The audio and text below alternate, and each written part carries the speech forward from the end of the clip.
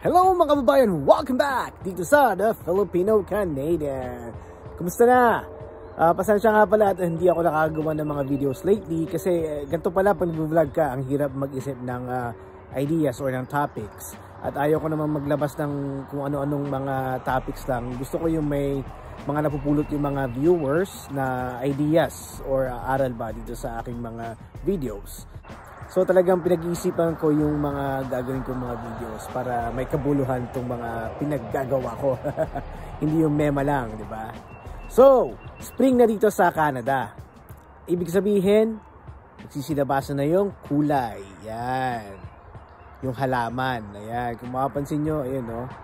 Unti-unti nang magsisilabasan yung mga halaman dito, yung mga makukulay na halaman dito sa Canada.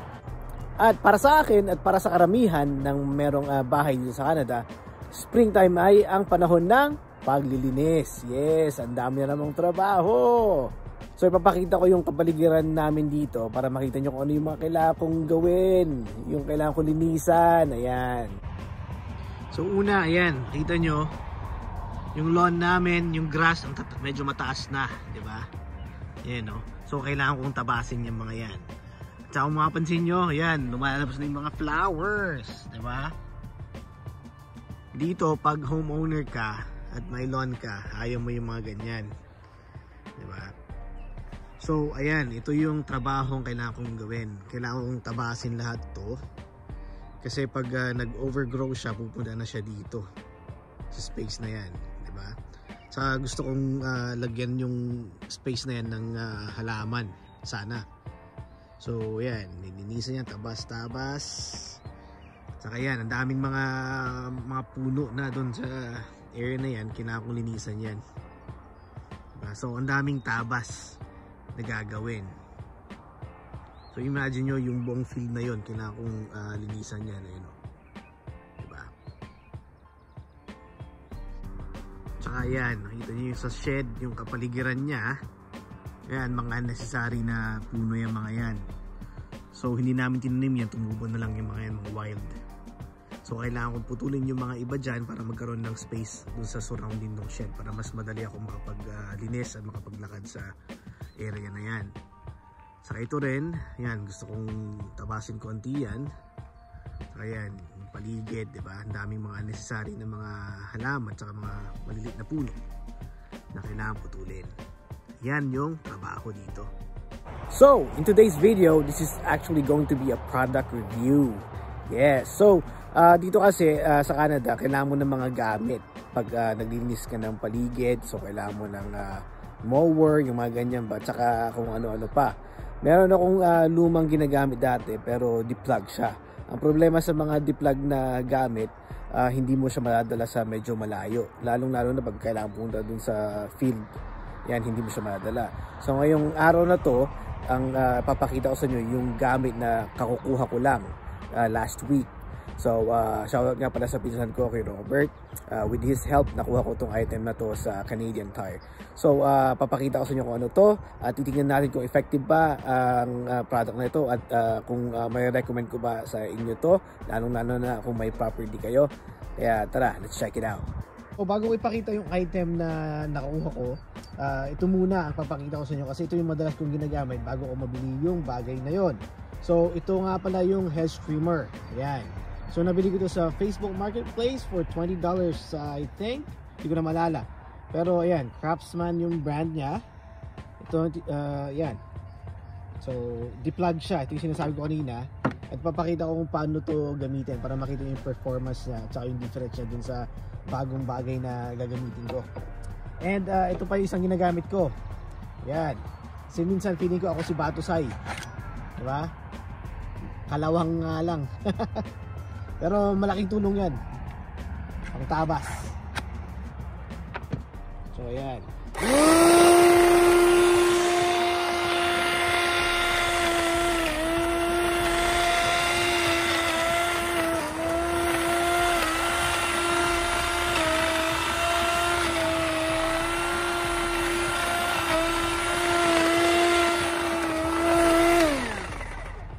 So ayan mga kababayan, nasilayan nyo kung paano to gamitin.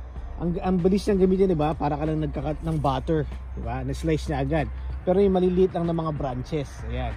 Pagdating na sa malaking branches katulad nito, medyo hirap na siya. Kaya kailangan kong gumamit ng mas malaki na pangputol dyan. Lalong-lalo na pag magpuputol na ako ng mga trunk, medyo mahirap na, hindi na kaya nito. Ngayon naman, pag gagamitan ko siya ng kutsilyo o ng bolo, ng pantaga, wala akong masyadong leverage, kaya medyo mahirap siyang gamitin, di ba? Lalo na yung mga malalalim. Tingnan nyo. Yan, mapurol, hindi niya kayang putulin. Pero yun na nga, wala akong masyadong galaw. Kaya mas gusto ko yung bagay na mas madaling gamitin para makat yung branch na yan. So ayan mga kababayan, product reveal na. Ayan, so ito yung nakuha ko sa Canadian Tire. Yan, Yardworks pruning saw. So para siyang maliit na chainsaw, di ba? Handheld chainsaw. Kaya naman I expect na malakas siya, talaga makakaputol siya ng mga malaking trunks. So ayan, tignan nyo yung details. 20 volts max na yung battery niya. Tsaka cordless. Ayan yung pinakamalupit dito, cordless siya.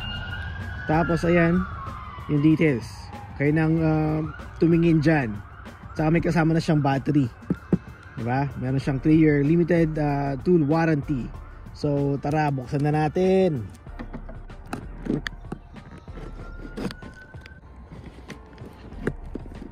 Talagang silyado.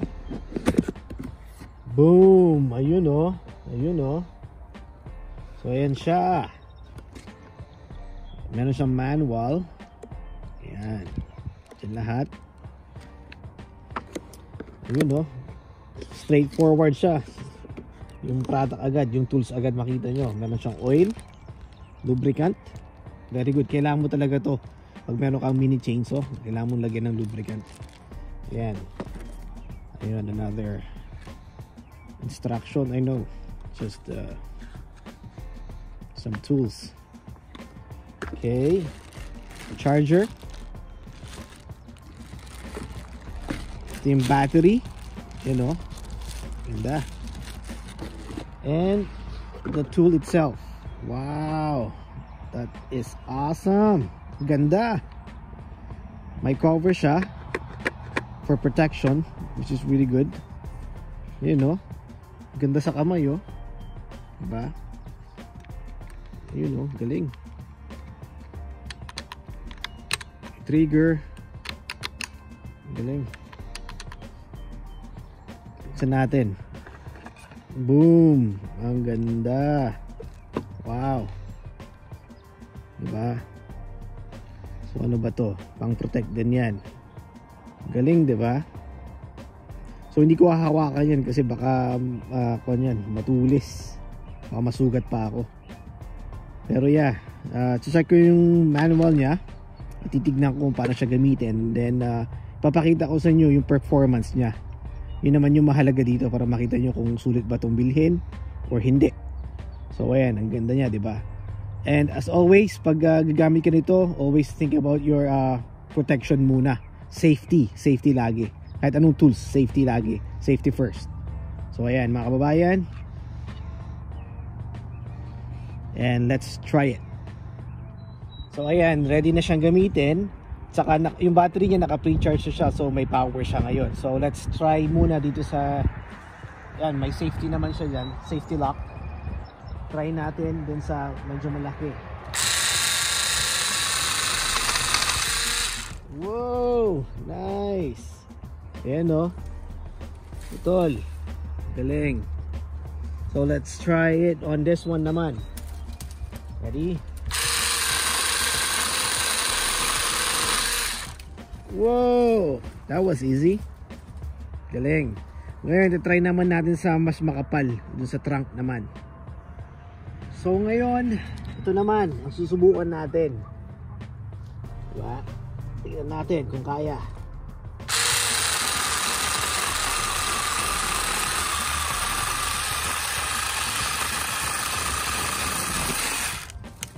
Whoa!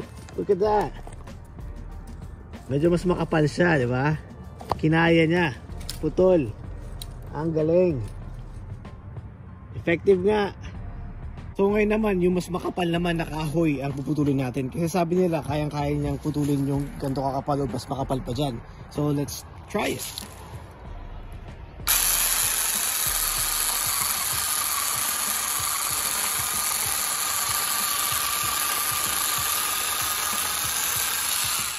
Boom! Wow! Very effective nga. Check this out. Ayun o. Diba? Yan kakapal. Ang galing. Ayun o, kung makita nyo.